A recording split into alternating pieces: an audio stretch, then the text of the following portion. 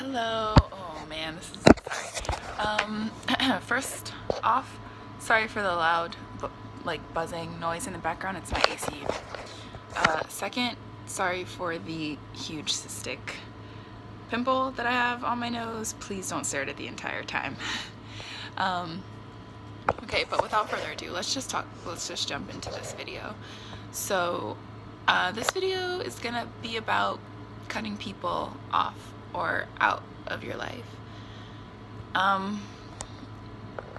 And it's really been something I've been thinking about, and honestly I've been talking about it with a few people lately because I've recently gone through a situation where I had to cut someone off, and it's the second time in like 6 months that I'd kind of been through this and felt that I needed to do it.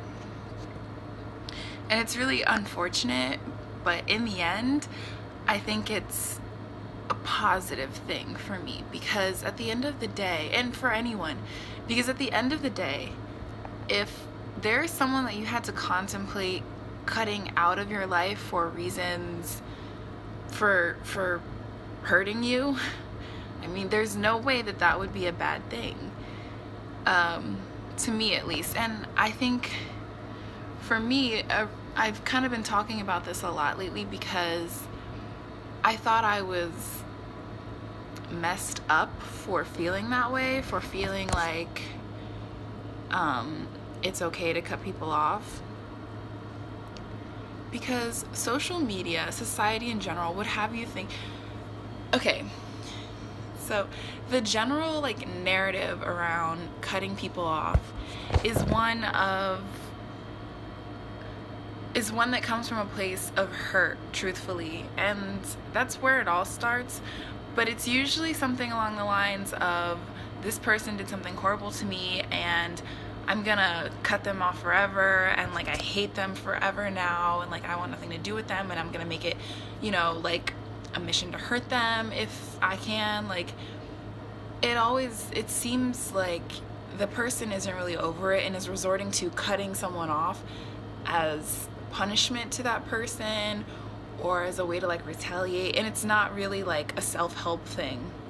It always just seems like a revenge thing, I'm just gonna make you feel it, so I'm gonna cut you off. And when people announce those things or publish those things or drag those kinds of things out, it's indicative, to me at least, that that person is not over the issue and they're not someone who can truthfully cut someone off. There's nothing wrong with that. There's nothing wrong with being someone who is unable to cut people off easily. It's your character, it's your threshold for connection and sensitivity. We're all different, so there's nothing wrong with that. I'm just saying that usually that's the narrative that I hear around cutting people off. It usually comes from a really bitter place. That's what I'm trying to get at. But me, I think it's a constructive decision, and personally, I think when I cut people off, it comes from a constructive place for me. So I've only really had to do this out of a negative experience with 2 people, and like I said, it was only in the last 6 months, so I'm still kind of new to how I handle these things, but at this point I feel really comfortable with how I've handled them and proud, and I feel like they've been beneficial decisions for me.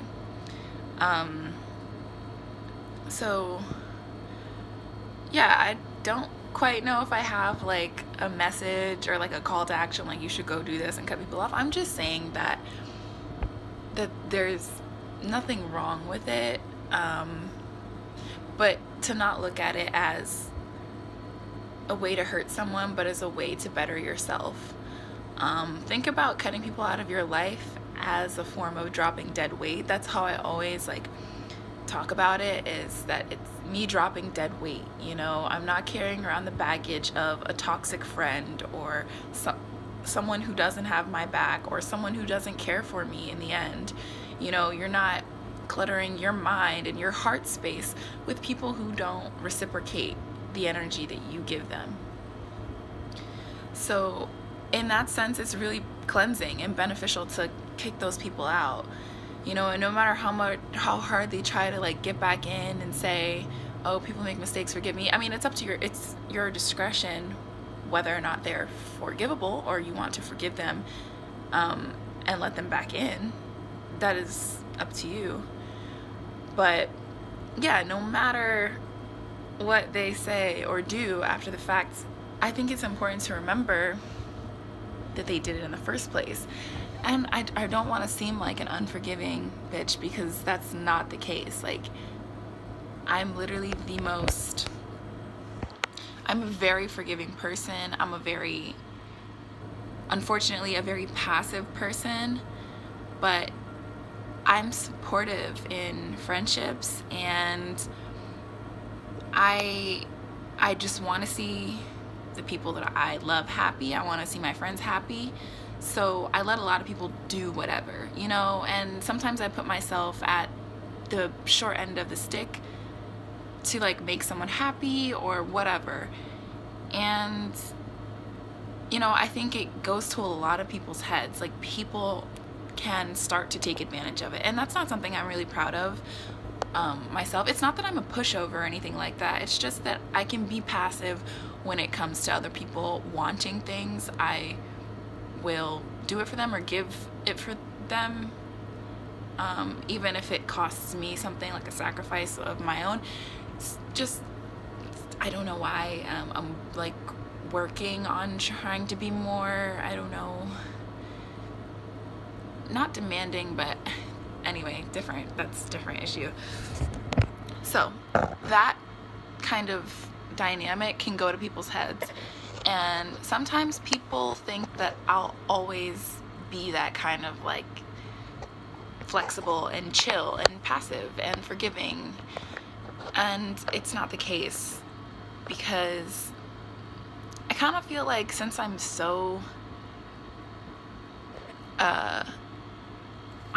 cool day to day, once someone messes up big time and hurts me, it's really offensive. Like, it's more offensive than anything else, because it shows me that they never valued all the little things that I did for them, or all the little things that I let slide even though they were crappy, you know. So every time someone forgets about you, or like a friend that like isn't super considerate, you know, every time you let those things slide, which you know, I do a lot, but I'm kind of learning that I can't trust those people long term. I don't like being around those people long term. So that's something I'm gonna, you know, move forward knowing.